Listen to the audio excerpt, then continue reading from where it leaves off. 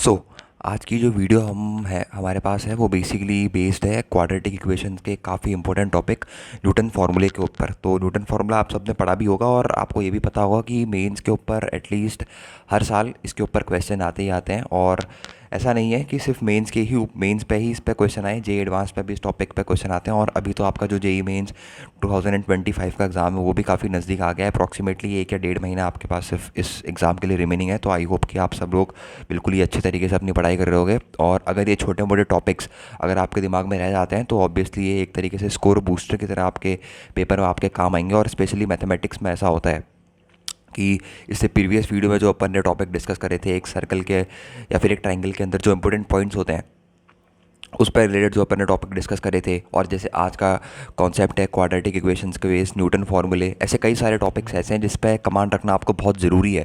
क्योंकि ये क्वेश्चन वैसे उस तरीके के क्वेश्चंस हैं जिस पे शॉर्ट आपको एक ना एक क्वेश्चन देखने को आपके मेंस के अटैम्प्ट में मिल ही जाएगा। रादर ये सिलेबस में नहीं है, क्योंकि ऐसा कभी भी मेंस ने स्पेसिफिक नहीं कर रखा कि हाँ भैया न्यूटन्स फार्मूला ही आपके पास मेंस के सिलेबस में स्पेसिफिक है। पर क्योंकि ये रूट्स के अंदर आता है या फिर क्वाड्रेटिक इक्वेशंस के अंदर आता है, रूट्स निकालने का एक तरीका है, तो आप इसको मान सकते हो कि सिलेबस के अंदर है। और स्पेशली जे एडवांस के सिलेबस में तो है ही ना, तो उसके लिए तो आपको ये टॉपिक कवर करना ही पड़ेगा।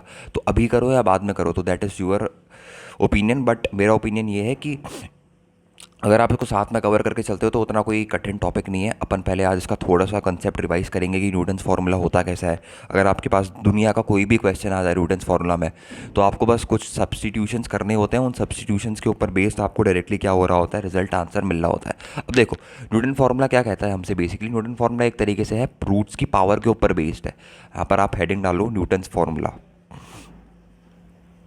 यहाँ पर आप हेडिंग डाल लेना छोटी सी, यहाँ पर आप डालोगे न्यूटन्स फार्मूला। अब देखो न्यूटन्स फार्मूला होता क्या है। न्यूटन्स फार्मूला हमसे बेसिकली न्यूटन्स भाई साहब ने हमसे ये कहा कि अगर आपके पास कोई क्वाड्रेटिक इक्वेशन है, लेट्स सपोज यहाँ पर मेरे पास एक क्वाड्रेटिक इक्वेशन है ax² plus bx plus c is equal to 0। और इस क्वाड्रेटिक इक्वेशन के मेरे पास दो रूट हैं, एक रूट है अल्फ़ा और एक रूट है बीटा। और आपको इस क्वाड्रेटिक इक्वेशंस के रूट्स की पावर के बीच में अगर कोई भी रिलेशनशिप गिवन है, जैसे एक रिलेशनशिप मैं यहाँ पर बताता हूँ आपको। लेट सपोज ये गिवन है an इक्वल टू अल्फ़ा की पावर n, बीच में पॉजिटिव भी हो सकता है नेगेटिव भी हो सकता है, बीटा की पावर n। अगर कुछ इस तरीके की रिलेशनशिप आपको रूट्स की पावर के बीच में गिवन है और आपसे पूछा है कि ये क्वाड्रेटिक इक्वेशंस जो है इसके बीच में रिलेशनशिप डेवलप करके बताओ, तो आपको क्या करना है। बेसिकली आपको सिर्फ 3 स्टेप में इसका आंसर करना है। सबसे पहला स्टेप जो है, आपको x² जो है क्वाड्रेटिक इक्वेशन में जो x² है, a जिसका कोएफिशिएंट a है, उसको रिप्लेस करना है बेसिकली आपको किससे, an से। x को रिप्लेस करना है आपको किससे, an-1 से। और जो c के साथ एक कांस्टेंट फैक्टर आपको 1 दिख रहा होगा, अगर आप बहुत ध्यान से देखोगे तो c इंटू 1 यहाँ पर लिखा हुआ होगा, तो ये 1 को आपको रिप्लेस करना है किससे, an-2 से।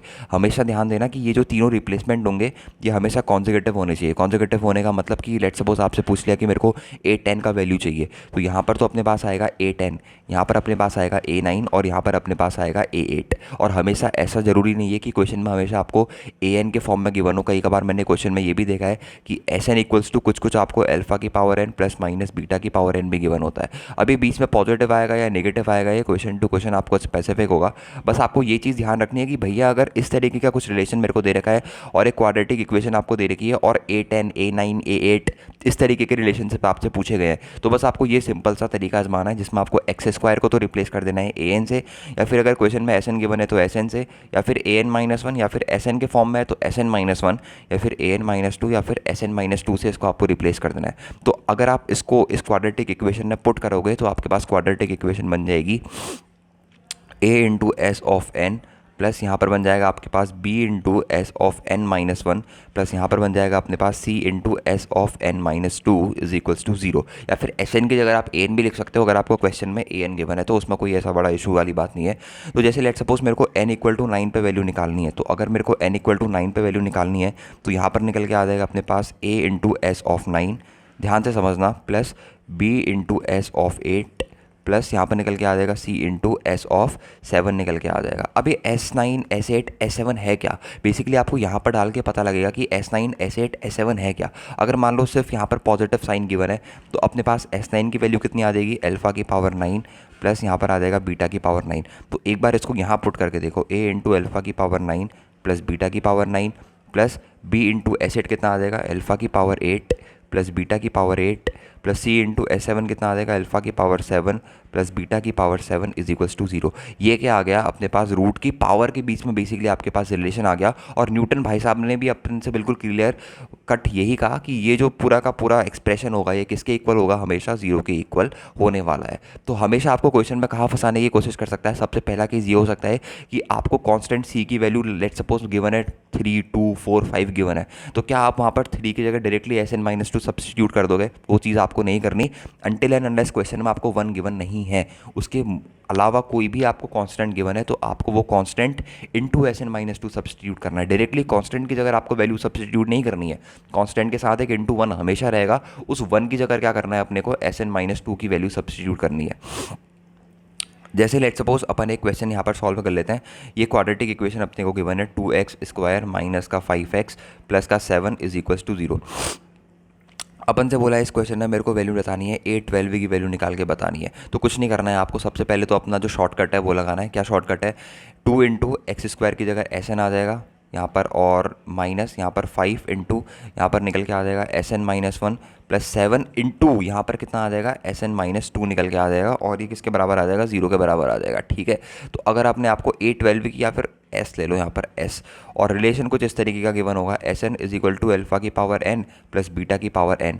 ये रिलेशन गिवन है, तभी आपको न्यूटन फार्मूला लगाना है। तो यहाँ पर आ जाएगा 2 इंटू Sn की जगह कितना आ जाएगा, यहाँ पर आ जाएगा S12, और इस पूरे को उधर ले जाओ तो यहाँ पर आ जाएगा 5 इंटू S ऑफ 11 प्लस यहाँ पर आ जाएगा 7 इंटू S ऑफ 10 और डिवाइड बाई 2, और यहाँ पर से 2 कैंसिल आउट हो गया। तो ये अपने पास सिंपल सा एक्सप्रेशन आ गया S12 का। और इसी तरीके के क्वेश्चंस मेंस में पूछे जाते हैं। अब थोड़ा ध्यान दो और इस क्वेश्चन को यहाँ पर आगे सॉल्व करो। यहाँ पर अपन से क्या बोला है, एक क्वाड्रेटिक इक्वेशन अपने को गिवन है x² minus x minus 1 equal to 0, और n की करस्पॉन्डिंगली वैल्यू क्या है अपने को गिवन है, और इस तरीके का रिलेशन अपन को यहाँ पर दे रखा है। अब आप कहोगे कि सर ये P और Q क्या आ गया? उसमें कोई ऐसी बड़ी बात नहीं है, वो अपन आगे डिस्कस करेंगे कि P और Q क्या निकल के आ गया है। सबसे पहले आप उस पर फोकस करो जितना अभी तक मैंने आपको पढ़ा रखा है, उसके बेसिस पे एटलीस्ट क्वेश्चन नंबर 53 को अटेम्प्ट करने की कोशिश करो, क्योंकि डायरेक्ट आपसे रिलेशन पूछा है 8-12 के बीच में।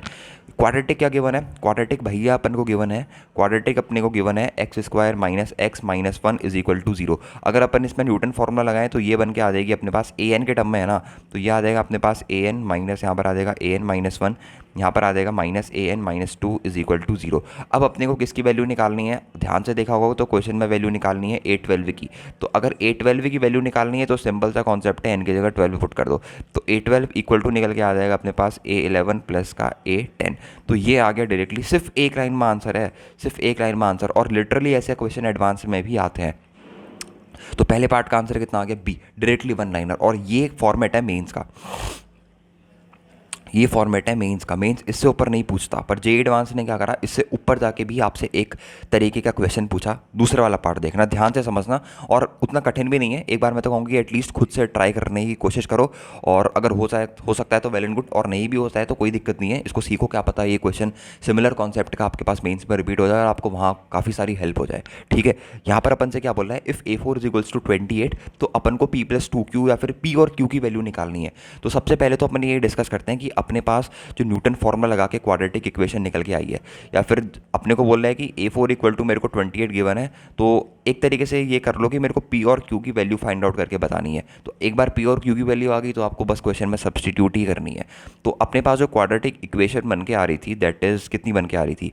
वो बन के आ रही थी an माइनस an-1 माइनस यहाँ पर निकल के आ रहा था an-2 इज इक्वल्स टू 0। अब आपको A4 की वैल्यू निकालनी है ना, तो डायरेक्टली A4 को सब्सटीट्यूट ही कर दो। तो यहाँ पर A4 कितना निकल के आ जाएगा? A4 निकल के आ जाएगा A3 प्लस यहाँ पर निकल के आ जाएगा A2। तो ये अपने पास A4 की वैल्यू निकल के आ गई। अब आप बोलोगे कि भैया क्वेश्चन में 24 तो चलो 28 तो A4 गिवन है, पर A3 और A2 की वैल्यू कहाँ से निकालूँ? A3 और A2 की वैल्यू आप कहाँ से निकालोगे? उसके लिए एक और प्यारा सा एक्सप्रेशन आपको गिवन है, that is this one, an is equals to P alpha की power n plus Q beta की पावर n। तो यहाँ पर अपने को क्या गिवन है? यहाँ पर अपने को गिवन है an equal to P alpha की power n plus Q times of beta की पावर n। अब यहाँ पर एक और बेहतरीन चीज़ ये है कि अगर मैं यहाँ पर n की जगह 3 डालता हूँ, क्योंकि मेरे को A3 की वैल्यू के लिए n की जगह 3 डालना पड़ेगा, तो अगर यहाँ पर मैं 3 डालने की कोशिश करता हूँ तो ये एक्सप्रेशन की वैल्यू मैं कभी निकाल नहीं पाऊँगा, क्योंकि यहाँ पर मेरे पास A3 इक्वल टू बन जाएगा P अल्फा का क्यूब प्लस यहाँ पर बन जाएगा क्यू बीटा का क्यूब, या फिर अगर मैं स्क्वायर डालने की कोशिश करता हूँ तो A2 मेरे पास बन जाएगा पी अल्फा का square plus q times of beta का स्क्वायर। तो इस एक्सप्रेशन की वैल्यू तो मैं कभी निकाल ही नहीं सकता, क्योंकि ये जो क्वाड्रेटिक गिवन है x square minus x minus one is equals to zero, यहाँ पर मेरे को एक तो अल्फा पता होगा और एक मेरे को पता होगा बीटा। अल्फा कितना होगा, यहाँ पर अल्फा होगा मेरे पास 1 प्लस अंडर रूट ऑफ 5/2, और बीटा कितना होगा, बीटा होगा मेरे पास 1 माइनस अंडर रूट ऑफ 5/2। तो मेरे को तो सिर्फ अल्फा की पावर 1 और बीटा की पावर 1 तक पता है, यहाँ पर अपने पास alpha cube plus beta cube दे दिया है। तो आपको क्या करना है, एक तरीके से ये A3 और A2 जो है इसको अगर कोशिश हो सके A1 और A0 तक लाने की, तो आपको वो प्रैक्टिस करनी है कि यार मैं इसको किसी तरीके से A1 और A0 की तरह ले आऊँ। वो कैसे लाओगे, यहाँ पर से लेके आओगे। अगर मैं यहाँ पर से A3 की वैल्यू निकालूँ तो A3 की वैल्यू कितनी आ जाएगी, वो आ जाएगी A2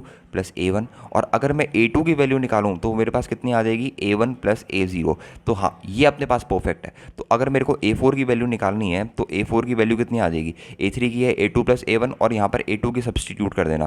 तो यहाँ पर आ जाएगा 2 टाइम्स ऑफ A1 प्लस यहाँ पर आ जाएगा A0 प्लस फिर यहाँ पर आ जाएगा अपने पास A1 प्लस A0। तो यानी कि A4 की जो वैल्यू निकल के आ गई वो अपने पास निकल के आ गई कितनी, 3 टाइम्स ऑफ A1 प्लस यहाँ पर निकल के आ गया 2 टाइम्स ऑफ A0। बस इतनी सी चीज़ आपको निकालनी थी। अब आपको क्या करना है, A1 और A0 तो अपने को पता है। इस एक्सप्रेशन से अगर हम बात करें तो A1 कितना आ रहा है भाई साहब, A1 आ रहा है पी अल्फा की पावर 1 प्लस यहाँ पर आ रहा है क्यू बीटा की पावर 1, और हमको अल्फा भी पता है बीटा भी पता है। और A0 कितना आ रहा है, A0 तो बहुत ही चिंदी चीज़ निकल के आ रही है, that is P plus Q निकल के आ रही है। बस इस चीज़ को अपन को क्या करना है, यहाँ पर सब्स्टिट्यूट करना है और फाइनली रिजल्ट तक पहुँचना है।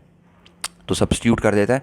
तो यहाँ पर कितना निकल के आ जाएगा, A4 is equals to 3 times of A1 कितना है, A1 है अपने पास p alpha plus q times of beta plus 2 times of A0 कितना गिवन है, A0 गिवन है पी प्लस क्यू।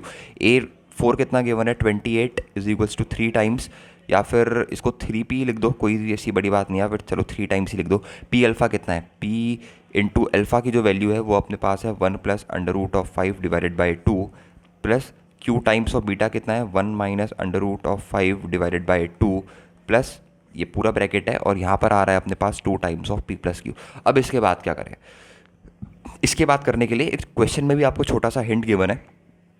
ये लास्ट वाला वैसे फैक्ट तो नहीं है, हर किसी बच्चे को पता ही होता है कि अगर कोई इस चीज़ को समझना, A plus B under root 5 type का अगर कोई एक्सप्रेशन आपको गिवन है तो ये बोलना चाह रहा है कि ये एक्सप्रेशन जीरो के अलावा, जीरो तभी हो सकता है जब कंडीशन है इसके ऊपर A और B रेशनल हो और ये एक्सप्रेशन जीरो के बराबर हो। तो कब हो सकता है, सिर्फ एक ही केस है, जब A भी जीरो हो और B भी जीरो हो। अब कई बच्चे बोलेंगे कि सर मैं A को क्या कर लेता हूँ, यहाँ पर -1 डाल लेता हूँ, B को डाल लेता हूँ 1/√5। तो वहाँ पर सिर्फ रेशनल पूछा है, इरेशनल नहीं होना चाहिए। वहाँ पर क्या पूछा है आपके पास, सिर्फ रेशनल नंबर्स ही अलाउड हैं A और B में, ठीक है। तो अगर सिर्फ रेशनल नंबर ही अलाउड है तो ये √5 वाली चीज़ें आपके पास क्या होंगी, नहीं आ पाएंगी, ठीक है। तो A प्लस बी √5 वाला एक्सप्रेशन जो है वो जीरो के बराबर तभी होगा जब A की वैल्यू भी जीरो हो, B की वैल्यू भी जीरो हो। तो डायरेक्टली आपके पास 0 + 0 कितना निकल के आ जाएगा, 0 निकल के आ जाएगा। उसके अलावा ऐसे कोई भी रेशनल नंबर एग्जिस्ट नहीं करेंगे जिसके लिए A plus B under root 5 की वैल्यू क्या हो, 0 के बराबर हो। तो A plus B under root 5 से एक चीज़ तो अपन को यहाँ पर समझ में आ रही है कि यहाँ पर भी अपने पास कुछ ना कुछ अंडर रूट 5 टाइप का तो बन रहा है। तो क्या बनाने की कोशिश कर रहा है बेसिकली, यहाँ पर अगर अपन देखें तो ये 28 को एक चालाकी भरा स्टेप आपको ये करना है, ये 28 को आपको लिख देना है 28 + 0 अंडर रूट ऑफ 5। और यहाँ पर फिर एक तरीके से बेसिकली आपने कॉम्प्लेक्स नंबर में वो चीज़ पढ़ी हो, अगर आपको याद हो, जैसे यहाँ पर मैं दे रहा हूँ आपको 3 + 4 आयोटा इज इक्वल्स टू, यहाँ पर लिखा है मैंने x + आयोटा y। तो यहाँ पर अपन कह रहे थे कि x की वैल्यू 3 है और y की वैल्यू अपने पास 4 है, वही आपको कंपेयर करना है। बस यहाँ पर किस फॉर्म का है, यहाँ पर थोड़ा सा जो कंपैरिजन है वो थोड़ा सा हटके है। यहाँ पर कंपैरिजन है A + b under root 5 is equals to कुछ कुछ। तो यहाँ से आपको A का रिजल्ट निकालना है, यहाँ पर आपको B का रिजल्ट निकालना है, ठीक है। बस तो एक तरीके से अगर अपन इसे थोड़ा सा अगर आप सॉल्व करने की कोशिश करें तो यहाँ पर कितना बन के आ जाएगा अपने पास, यहाँ पर बन के आ जाएगा 3p/2, यहाँ से निकल के आएगा 3q/2। तो यहाँ पर तो अपने पास आ गया 3p/2 प्लस यहाँ पर कितना आ गया 3q/2 और प्लस 2p + 2q भी अपने पास अलग से हैं। तो यहाँ पर आ गया 2p + 2q और बीच में पॉजिटिव। अब यहाँ पर आ जाएंगे अंडर रूट 5 वाले टर्म। तो अंडर रूट 5 वाले टर्म्स की जगह कितना आ जाएगा 3p/2 - 3q/2, यहाँ पर आ जाएगा 3p/2 - 3q/2। और ये जो अंडर रूट 5 है ये मैंने कॉमन निकाल लिया है। अब बस कंपेयर करो, इसको किससे बराबर करना हो, 0 के बराबर कर दो।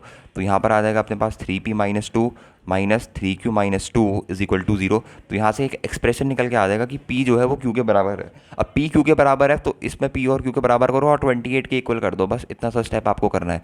तो 3p/2 प्लस 3p/2 कितना बन जाएगा, ये बन जाएगा मेरे पास 3p plus 2p plus 2p कितना बन जाएगा 4p, और ये किसके बराबर है 28 के, तो p किसके बराबर आ गया 4 के बराबर आ गया। तो अगर p 4 है तो ऑब्वियसली q को भी 4 होना पड़ेगा, क्योंकि मेरे पास p और q का है आपस में बराबर है। तो अगर p भी 4 आ गया q भी 4 आ गया तो ऑर्डर पेयर आ गया, और डायरेक्टली यहाँ पर निकल के आ गया अपने पास 4 + 2 × 4। तो answer is option number D. तो हो सकता है कि इस बार के मेंस में ऐसा हो कि आपसे इस कॉन्सेप्ट के ऊपर कुछ क्वेश्चन पूछ लिया जाए। ये कोई कठिन कॉन्सेप्ट नहीं है, बस आपको यहाँ पर ये दिमाग लगाने की जरूरत है कि यार अगर मैं a4 की वैल्यू निकाल रहा हूँ a3 + a2, तो a3 + a2 के एक्सप्रेशन को मैं डायरेक्ट सब्सटीट्यूट नहीं कर सकता, क्योंकि मेरे पास अल्फा क्यूब या फिर बीटा क्यूब की वैल्यू नहीं है, या फिर अगर मैं उसकी वैल्यू निकालने जाऊँगा तो it will be very much lengthier. तो उसको आपको क्या करना है, थोड़े से छोटे फॉर्म में कन्वर्ट करने की कोशिश करनी है, अल्फा की पावर 1 तक लाने की कोशिश करनी है। ऐसा नहीं है कि a³ alpha cube plus beta cube की वैल्यू नहीं निकाली जा सकती, पर उसको क्यूब करना वो थोड़ा सा क्रिस्पी और टफ हो जाएगा।